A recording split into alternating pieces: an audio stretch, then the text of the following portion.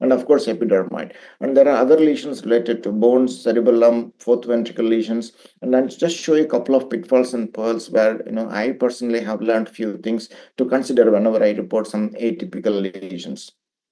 So let's go to the meningiomas, which arises from the arachnoid cells, and they commonly occur in terms of posterior skull bases at the CP angle, foramen magnum, and Peters apex regions, and their classic description being the homogeneously enhancing lesion with dural tail. And of course, dural tail is not specific for meningioma, but it is often commonly seen with meningioma.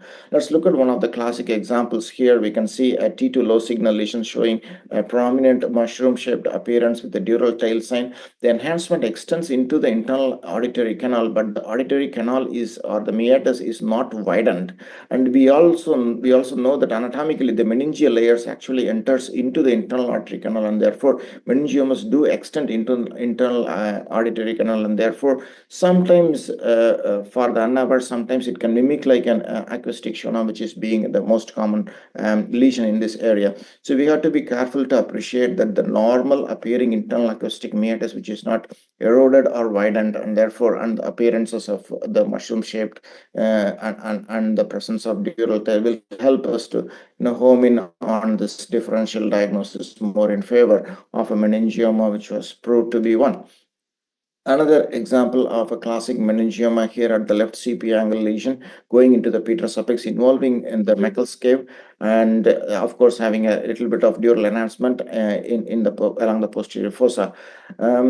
Another large example of a large lesion at the right CP angle, left CP angle, various examples on the graphic showing the same thing. And we can see the slightly prominent CSF spaces surrounding this meningiomas. So, but what are the unusual features? Meaning this is something which we often see and we report them, but you can have cystic changes. Sometimes you can have peritumoral cyst or an intratumoral cyst, sometimes even a mural nodule. You can have infiltrating type or end plaque meningiomas, ring enhancing lesions, central necrosis, and there can be a meningiomatosis or multiple meningiomas, and lipomatous or xanthomatous changes which can mimic like a dermoid, vascular meningiomas which can mimic like an hemangiopericytoma, and heavy calcification forming a big stone like appearance which can mimic like an osteoma, and bone destructive meningiomas can mimic like a chordoma or metastasis. And hemorrhage within a meningioma is also rare but occurs in 2%, and that can also mimic like an abnormal lesion. You try to think what can hemorrhage an extraaxial location, could it be an hemorrhagic metastasis occurring in the meninges? So these variations of this particular common lesion can occur in our day-to-day practice, particularly when you're doing 2-3 decades of reporting. And therefore, because these meningiomas are still second commonest cause at the posterior fossa, we need to be aware of these unusual features. Let's see a couple of examples. Look at this particular patient. When we saw this, we thought it could be a meningeal metastasis because we have an enhancing end plaque type of lesion, which is infiltrating along the CP angle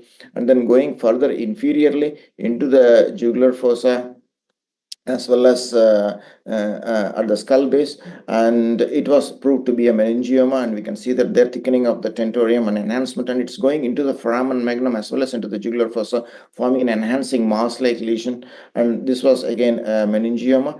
And we can see that enhancement going along the various structures we have described, and then it's actually coming out through the jugular fossa into the carotid space, involving the carotid sheath, encasing the jugular vein and internal carotid artery. And another patient who has got a large meningioma enhancing, and we can see the extensive hyperostosis formation which is extending into the carotid sheath. Embryologically, some of the meningeal cells actually extends along the carotid sheath as well into the upper neck, and therefore meningiomas can follow the same thing and involve the carotid sheath. So this is meningioma with hyperostosis, and you can see that just looking at the CT, it can mimic like any bone forming tumor as well, unless you do the MR and appreciate the enhancement. Another patient presented with the CP angle lesion. We know that there is actually a fluid level which was appreciated And on the GRE images, it shows that blood low signal. It was low signal on T1, and when we gave the contrast, we can see this like a mural nodule. There is an enhancement. There is a rim enhancing component, and there is a very minimal diffusion restriction. And on surgery, it turned out to be a meningioma with hemorrhage. And this is again an unusual appearance of a meningioma at the CP angle, having this without any intracanalicular extension or enhancement, without widening there. And we can see that there the lesion being like a fluid level, showing hemorrhages. So these are some of the variations we need to be aware when we are thinking about a posterior fossa lesion or a meningioma in this particular case. Let's move on to the most common lesion at the posterior fossa, which is the schwannoma. Schwannoma is again classic diagnosis. Everybody does that even in their first or second year residency. We can see that there's an enhancing lesion related to the internal artery canal. Can be related to any foramina. It has got an intracranial and extracranial extension, especially if it is related to hypoglossal or jugular fossa, and it causes smooth widening, which can be appreciated on the CT scan. Smooth widening of the foramen and related nerve palsy symptoms related to the nerve which is involved, or sometimes even the adjacent nerve. A classic example is, you look at this, there is widening of the internal artery meatus, widening of the internal artery canal, and you see a large enhancing mass lesion at the left CP angle going into the internal artery canal, low signal on T1, and a homogeneous enhancement with surrounding mass effect on the brainstem, cerebellum, and fourth ventricle and cerebellar peduncles. A classic example of a vestibular schwannoma or acoustic neuroma. And the presentations are, again, the classic is a sensory neural hearing loss, but of course various other posterior fossa symptoms including vertigo, tinnitus. Sometimes the way it is large enough to irritate or impinge on the trigeminal nerve, it can have symptoms related to the trigeminal nerve, both the motor and sensory. Imbalance, hemifacial spasm is another clinical presentation of a vestibular schwannoma because of its close proximity to the seventh cranial nerve. The spectrum can be so much. It can be small, it can be intracanalicular, it can be intracochlear when you think about a very smallest tumor. And then from the shape of trumpet, it can grow into the various sizes of ice cream on cone. We will see some examples. It can have intramural cyst formation associated with arachnoid cyst. And of course, we should always think about neurofibromatosis when we are seeing a vestibular schwannoma. Few examples here. You can see this enhancing lesion having a little trumpet-like appearance at the internal artery canal, just protruding into the CP angle cistern. And this is again a classic vestibular schwannoma. Another various sizes from right side, left side. We can see the internal artery canal extension is consistent in all of these patients, and you can see that it is going all the way to the fundus. And fundus CSF fluid is one important message which we tend to give it for the surgeons, because that sort of help them to do the hearing preservation surgery. And association with the arachnoid cyst is another established feature in large vestibular schwannomas, and of course even in meningiomas we can see that small arachnoid cyst formation around that lesion. Here is an example of a large lesion with on susceptibility weighted imaging. We are able to see some hemorrhagic components, hemosiderin deposits, which is suggestive of an internal hemorrhage which can occur with the schwannomas. And other thing is the intramural cyst formation. It can have a tiny cyst like this, like a chain of cysts, or sometimes you can have a large cyst in such a way it looks like a cystic schwannoma with a small mural nodule like enhancement which is there at the corner. Sometimes even the solid component can be very small and difficult to appreciate. Sometimes you know only on histology that this is actually a schwannoma.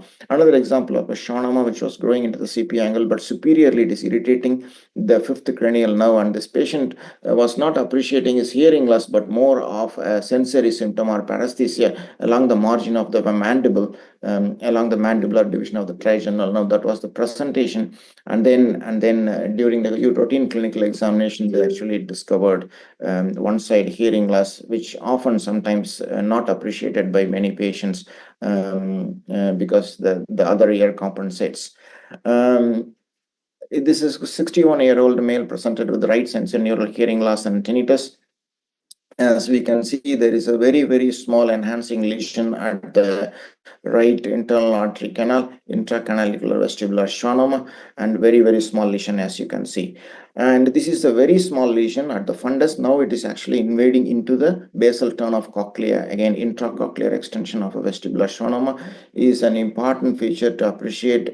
When obviously it may sometimes look completely normal, but we have to make an effort to appreciate the fluid signal within the basal turn or middle turn of cochlea and post contrast scans. This also enhances like any other vestibular schwannoma. Here is a patient who has got a vestibular schwannoma, and then post contrast scan there is also enhancement along the facial nerve canal as well. So this patient had both facial neuroma as well as vestibular neuroma, and this is a patient with neurofibromatosis type 1.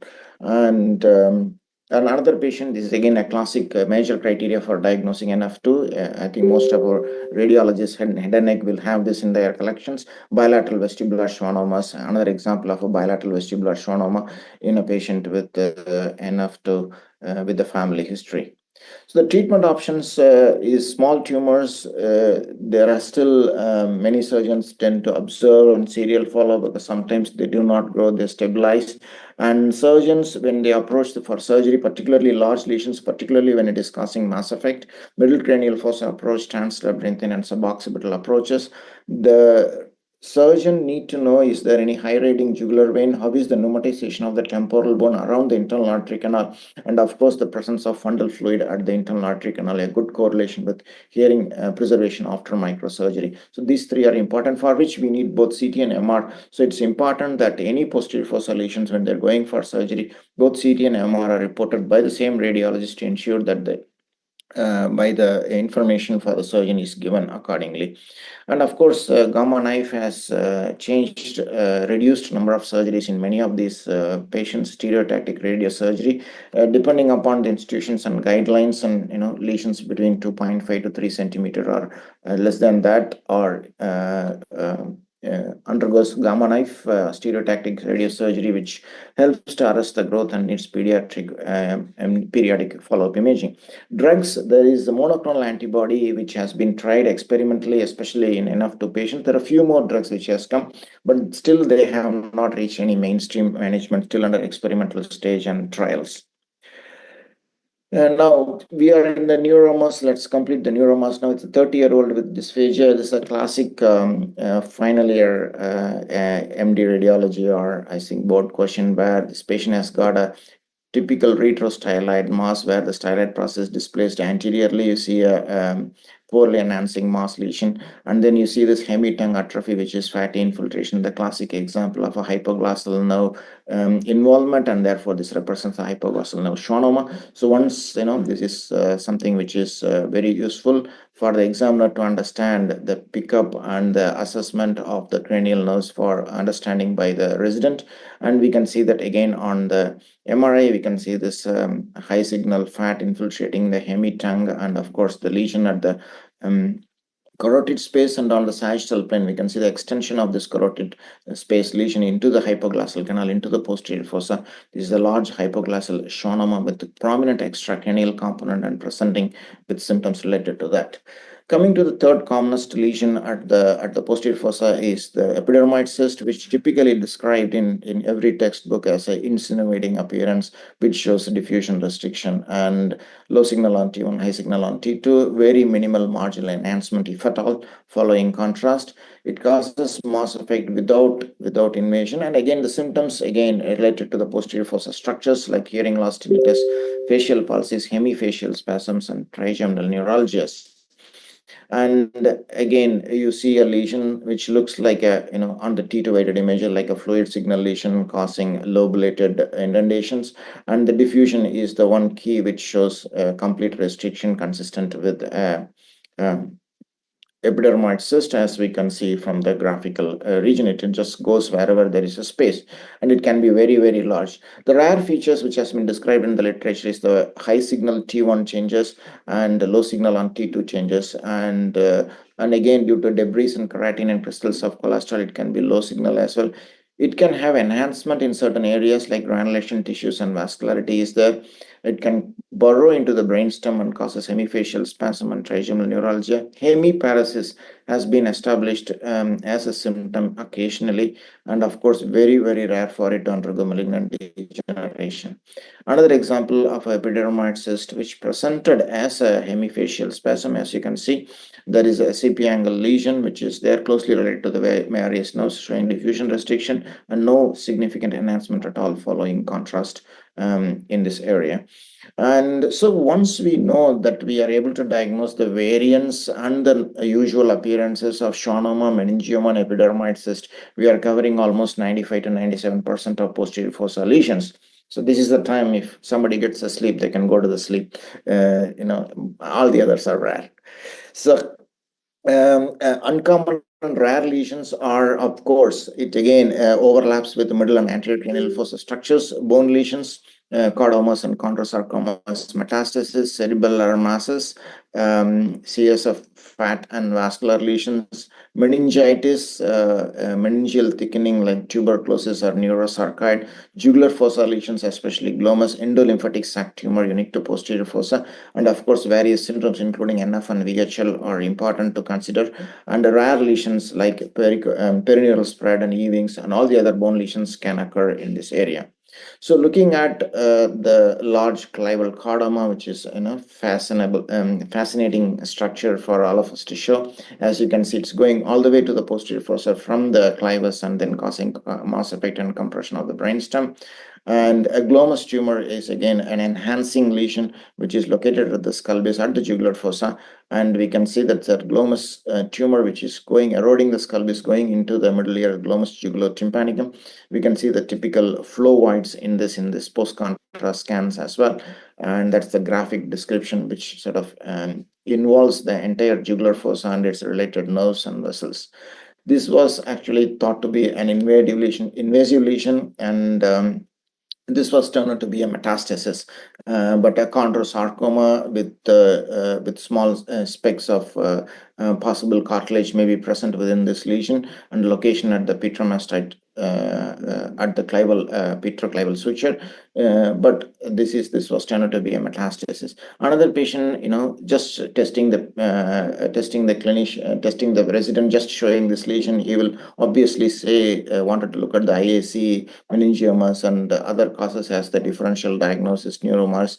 But when you start showing all the other images, you can see another lesion lying there at the right frontal lobe, and this was actually a metastasis in this patient to an extraaxial and an intraaxial metastasis in a patient with breast CA. And another example of a metastasis coming from the skull wall to CP angle mass lesion, and this was again, I think it was a renal mass which was going into the posterior fossa. This was a right temporal bone which is located in the expected posterior margin of the lesion, an enhancing lesion. It is turned out to be endolymphatic sac tumor. It has got a strong association with VHL. Quickly going through other common causes like arachnoid cyst at the CP angle showing no enhancement, complete CSF signal distorting the nerves. Another example of an aneurysm which is showing this artifacts and a little enhancement, and the actual origin of the vessel is not obvious, but it is mimicking like a lump on the other sequences. This is commonly seen like a fatty tissue which is located at the CP angle lipomas, showing this low signal on the out of phase sequences, showing the chemical shift artifacts. Another example of a lesion which we thought was an intracanalicular schwannoma, but it was high signal on T1, and the T1 fat set post contrast images. It doesn't show enhancement, but actually lost signal. So it was an intracanalicular lipoma or fat, which was just detected incidentally. And another patient presented the left facial twitching. We can see the dolichoectasia changes of the left vertebrobasilar artery causing displacement and compression of the seventh cranial nerve. We can see that there, and you can see the deviation of the posterior circulation, which is contributing to this displacement and compression of the seventh and eighth nerves, and presented with the left hemifacial spasm. So CP angle lesions, we have covered most of the stuff just to sort of review them and just to show you the pitfalls which may come across in the couple of few slides. Patient presented with the left facial weakness which was not resolving in a 63-year-old female. And we saw this left CP angle mass lesion which was, we thought that, okay, this is going to be either a meningioma or vestibular schwannoma, maybe metastasis, but the patient doesn't have any history of malignancy. But slowly we are able to appreciate there is a Meckel's cave CSF fluid appreciated on the right side, but not able to see that on the left side. It is completely gone. We can actually see that low signal area.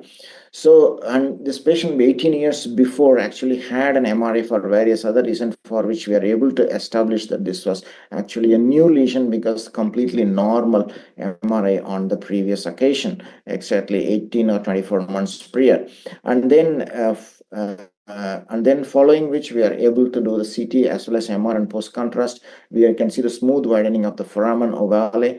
You can see the widening of the internal artery canal, enhancing lesion which is located at Meckel's cave as well as the CP angle going along the internal artery canal and going into the anterior Janu. And we can see on the CT the anterior Janu is also eroded, suggesting it's a facial nerve involvement going into the middle ear. And then we scanned and looked at the lesion at the left parotid gland, and this was and then the biopsy was proved to be mucoepidermal carcinoma of the parotid with perineural invasion, and the red spots represent the tumor cells growing along the nerves, which are the linear structure just by the. So this is a presentation was like a left facial palsy, and the initial imaging showed us a CP angle mass, which makes us think common things are common, and we tend to report that way. But looking at all the other evidences and completing the CT and completing the entire course of the facial nerve imaging is an important factor in establishing the right diagnosis in this patient. And another patient, 18-year-old female with hearing loss and tinnitus, and we again saw the left CP angle lesion, and again, some minimal enhancement seen along the dural tine. So we thought maybe it is a meningioma. There is no widening, and because it is a young patient, we just suggested check for any syndromic associations. But the patient came back to the casualty with severe headache, and within 18 days later, the CT scan was done at the casualty at the emergency room, showed a large lesion at the CP angle, and MRI repeated, which shows again a large lesion which has grown very fast, and the patient went for surgery just to compare with the 18-day scan, and this was turned out to be an Ewing sarcoma at the left CP angle. So in a young patient, I think we need to be a little more beware that the things can sort of change quickly. The concepts remain the same in summary anywhere along the skull base, but they need to be aware of the unique lesions and the rare variants of the common lesions as we saw. Thank you very much for listening today. Thank you so much, sir. It's an honor. That was outstanding. Okay, Thank you. Thank you, ma'am. Thank you very much. Thank you. I would like to invite Dr. Christine, to our moderator, to invite our fourth speaker, Dr. Blair. Dr. Christine, do the honor, please. Thank you, Diva. That was Dr. Ambarasu. That was amazing. Those last two cases were really tricky, and I think all of us would have not suspected those final diagnoses, especially the Ewing sarcoma. That's crazy. Thank you for sharing your cases with us. It was excellent. I don't want to take any more time here away from our next speaker, which is Dr. Blair Winiger. I've known Blair for many, many years when he was a fellow, and I'm just so impressed with how he's grown into becoming an outstanding neuroradiologist, and really, again, a very much appreciated member of the American Society of Head and Neck Radiology. Blair is an associate professor of neuroradiology at the University of Utah in Salt Lake City, and he's also the program director for the Neuroradiology Fellowship. So Blair, thank you for bringing us home with the talk about the petrous temporal bone.